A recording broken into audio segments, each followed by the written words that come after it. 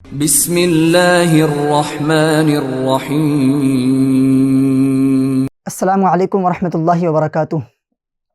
الحمدللہ والصلاة والسلام علی اشرف رسول اللہ وعلی آلہ وصحبہ الفائزین برضا اللہ، اما بعد۔ ناظرین کرام، ہر سال جو ہی قربانی کے ایام قریب آتے ہیں، طرح طرح کے اعتراضات اور سوالات اٹھنے لگتے ہیں۔ قربانی کے متعلق طرح طرح کے سوالات پیش کیے جاتے ہیں، اعتراضات کیے جاتے ہیں۔ ایک اعتراض یہ پیش کیا جاتا ہے، بلکہ رائے دی جاتی ہے کہ قربانی کے جانور کو خریدنا، اسے ذبح کرنا، تقسیم کرنا، یہ سب سے بہتر ہے کہ اس پیسے کو جمع کر کے کسی غریب کو دے دیا جائے، کسی غریب کو صدقہ کر دیا جائے جس سے اس کا فائدہ ہو جائے۔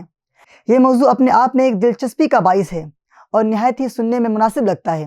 تو آئیے جانتے ہیں کہ آخر اسلام کی اس پر کیا رائے ہے اور کیا ایسا کرنا مناسب ہے، جائز ہے یا نہیں۔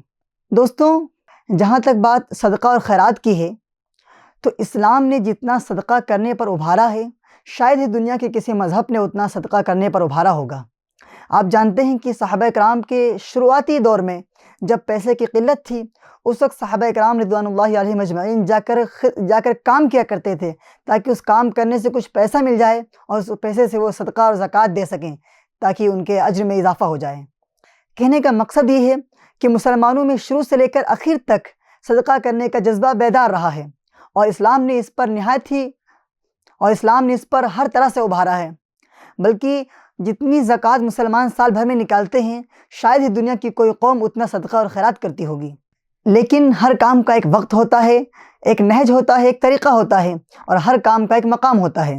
اب اگر کوئی نماز کے وقت میں قرآن پاک لے کر بیٹھ جائے اور پورے وقت تک قرآن پاک کی تلاوت کرتا رہے، تو اگرچہ قرآن پاک کی تلاوت کرنا نہایت ہی محبوب ترین مشغلہ ہے اور اس پر بہت ہی اجر و ثواب کے وعدے کیے گئے ہیں، لیکن اگر کوئی شخص نماز چھوڑ کر اس وقت میں قرآن پاک کی تلاوت کرتا ہے، تو اس محبوب ترین مشغلہ ہونے کے باوجود قرآن پاک کی تلاوت کرنے کی وجہ سے اسے گناہ ملے گا اور اسے عذاب دیا جائے گا، کیونکہ اس نے نماز پڑھنے کے وقت میں قرآن کی تلاوت کی ہے۔ اس سے یہ سمجھ میں آتا ہے کہ جس کام کو جس وقت کے لیے رکھا گیا ہے اس وقت میں ہی کرنا چاہیے، دوسرے وقت میں کرنا ظلم ہوگا۔ جیسے کہ عربی زبان میں مشہور مقولہ ہے کہ وضع الشیء فی غیر محلہ ظلم، کہ کسی چیز کو دوسرے مقام پر رکھنا ظلم کہلاتا ہے۔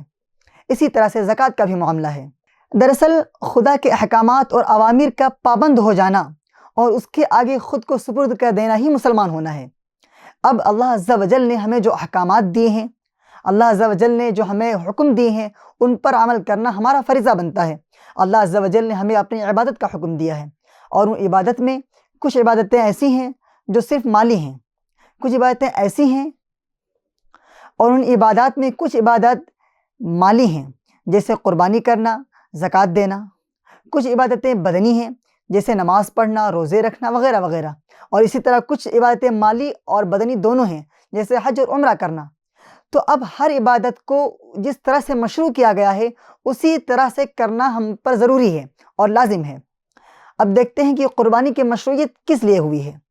تو قربانی کی مشروعیت صدقہ و خیرات کرنے، غریبوں، فقیروں، مسکینوں کی مدد کرنے کے لیے اصل نہیں ہے۔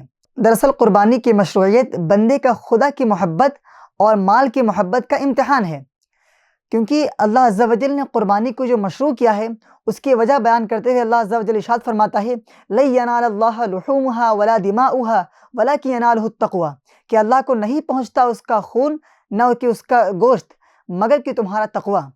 یعنی اللہ عز و جل نے جو قربانی کو مشروع کیا ہے وہ صرف تمہارا تقویٰ جاننے کے لیے مشروع کیا ہے، اس کا گوشت یا اس کے خون کے لیے اللہ عز و جل نے اسے مشروع نہیں کیا ہے۔ اب اگر ایسے میں کوئی قربانی کے بجائے صدقہ کرنا زیادہ بہتر سمجھے اور قربانی کی رقم کو صدقہ خیرات کر دے، تو یہ گویا کہ اللہ عز و جل کے حکم کی خلاف ورزی ہوگی اور اس کے حکم کا کھلا چیلنج ہوگا۔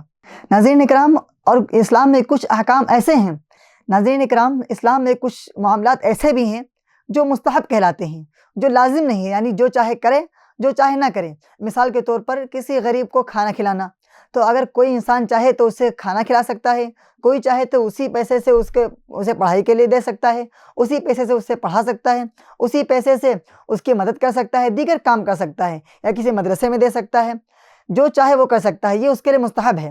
لیکن جو باتیں دلیل قطعی سے ثابت ہیں، جن باتوں کا ہمیں حکم دیا گیا ہے جو ہم پر واجب ہیں، ان کو ویسے ہی کرنا ضروری ہے جیسا کہ اللہ عز و جل نے حکم فرمایا ہے، کیونکہ کیونکہ قرآن پاک میں اللہ عز و جل نے قربانی کے تعلق سے ارشاد فرمایا فَصَلِّ لِرَبِّكَ وَانْحَرْ، تم اپنے رب کے لیے نمازیں پڑھو اور قربانی کرو۔